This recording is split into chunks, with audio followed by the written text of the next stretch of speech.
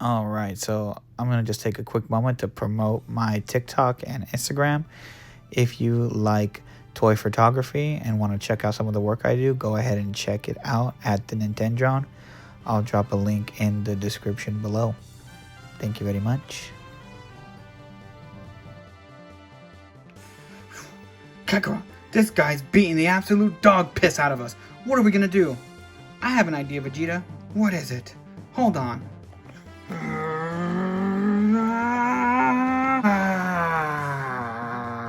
Yeah! Now the real fight begins.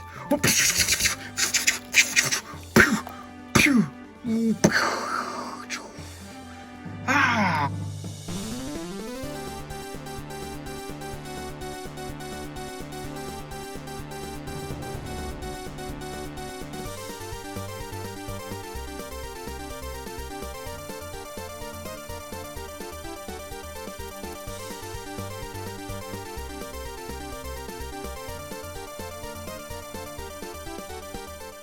Alright, welcome.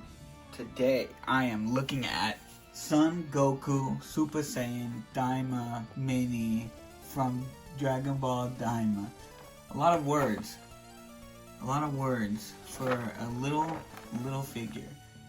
And this figure is actually pretty cool. It's I just got it in from Premium Bandai. I don't know if it is a Premium Bandai release. These might show up in stores. I'm not 100% sure. What's up with the Hail Hitler? I do not know. But the packaging is very nice.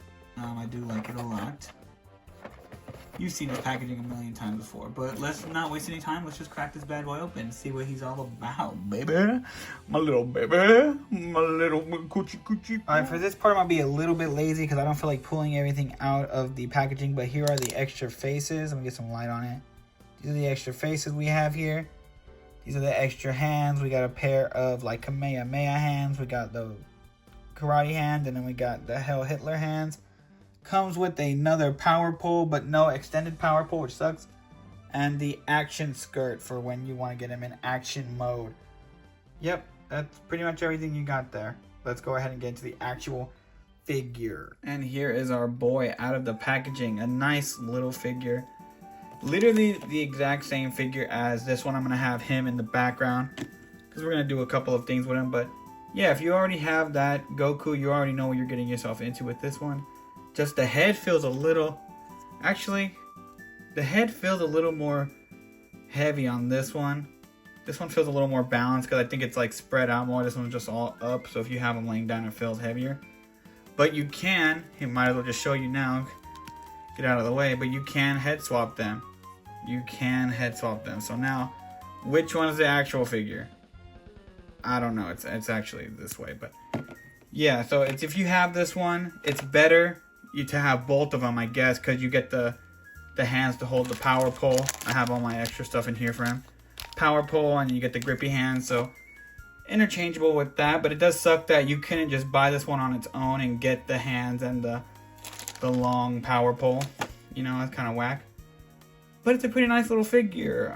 You know, they do pretty good with these minifigs. I call them minifigs now because they're very, very tiny. But they do a lot, and they get a lot of articulation out of them. So, a nice little pickup if you're looking for something like that. Obviously, if you're collecting the Daima stuff, you're going to get it.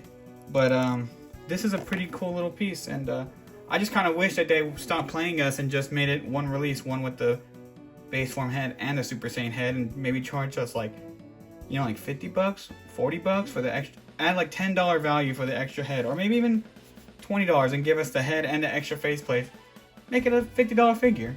You know, why make us pay $70 for two figures that are pretty much exactly the same? Like, it's kind of messed up, if you ask me. The faces are a little bit different, though. Like, his face looks a little more slender compared to... Or am I tripping? I don't know. But yeah, nice little details on him. I like the little fold in the clothes, the little bagginess. They did it pretty well. Got a little tie, like a little knot. Little tread at the bottom of the feet. Looks pretty nice. The power pole itself is pretty plain. It's got the little wraps on it, and that's about it. No actual paint on this figure. There's no like shading or nothing, so he's pretty flat, like really cartoony looking. But that's kind of cool. His face has probably the most detail out of the entire figure. The hair looks great as well, but no shading, so it's all just one color, one like hyper yellow. And damn, that boy got a noggin. Like, look how big his hair is compared to his body. That shit is like pretty much the exact same size. Like, his hair is as big as his body. That is crazy. That is crazy. I know what you're probably wondering. Is he compatible with the GT Goku? Because they are pretty much about the same size. He's actually a little bit taller, the GT one. But unfortunately, no. The neck pegs are super different. And, you know, you probably could swap the neck pegs and get it to work, but I'm not skilled enough and I'm not rich. So if I break one of these, I'm going to be really upset.